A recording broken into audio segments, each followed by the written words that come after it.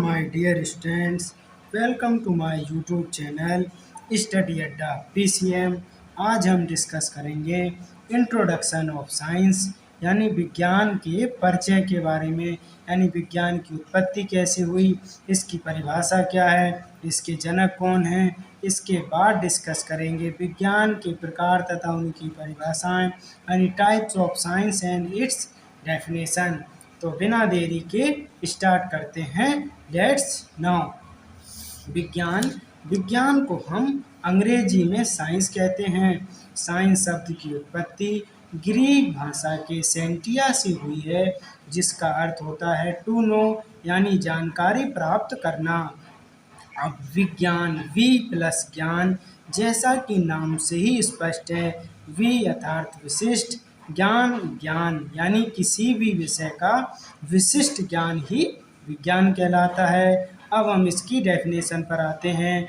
प्राकृतिक घटनाओं के प्रेक्षणों का मतलब होता है परिणामों पर आधारित क्रमबद्ध एवं सुव्यवस्थित ज्ञान को ही हम विज्ञान कहते हैं। अब आता है नंबर, इसके जनक कौन थे। तो गैलीलियो को विज्ञान का जनक कहा जाता है, यानी कि the father of science Galileo थे। अब हम डिस्कस करते हैं विज्ञान के प्रकार के बारे में, यानी टाइप्स ऑफ साइंस। विज्ञान को मुख्यतः 3 भागों में विभाजित किया गया है। नंबर 1 भौतिक विज्ञान, जिसको हम फिजिक्स कहते हैं। नंबर 2 रासायनिक विज्ञान, जिसको हम केमिस्ट्री कहते हैं।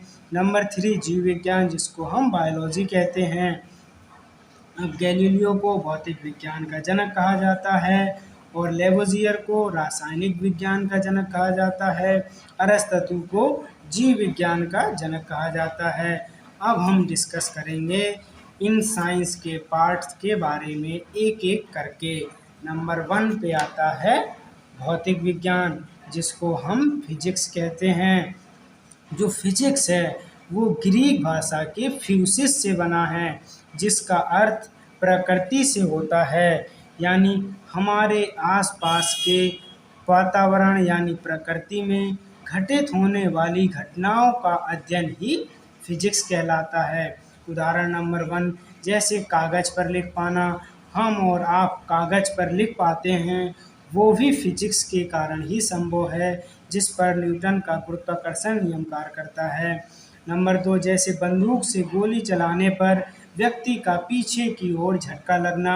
आप सभी ने देखा होगा, यदि कोई व्यक्ति गोली चलाता है तो वह गोली जैसे ही आगे की ओर जाएगी, व्यक्ति को झटका पीछे की ओर लगता है। यह न्यूटन के क्रिया प्रतिक्रिया नियम पर आधारित है, जिसको डिस्कस आगे चलकर जब टॉपिक आएगा तब करेंगे।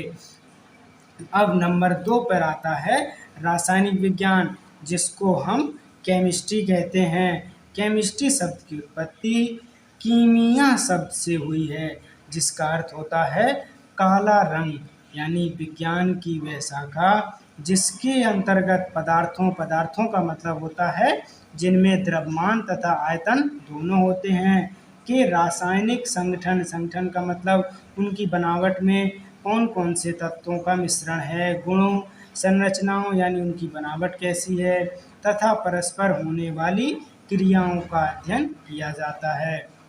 अब नंबर 3 पर आते हैं जीव विज्ञान, जिसको हम बायोलॉजी कहते हैं।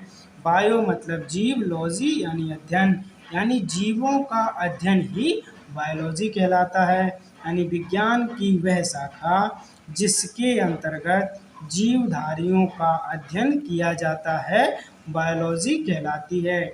जीवधारियों से तात्पर्य है ऐसी वस्तुएं जिनमें सांस होती है, यानी जीवधारी के अंतर्गत मनुष्य, पेड़ पौधे, पशु पक्षी आदि सब आते हैं। यानी कि जीव विज्ञान में मनुष्य, पशु पक्षी, पेड़ पौधे, जानवर आदि की शारीरिक बनावट, इनके शरीर में कौन कौन से अंग पाए जाते हैं और किन अंगों का क्या कार्य है, इन सब का अध्ययन हम बायोलॉजी के अंतर्गत करते हैं।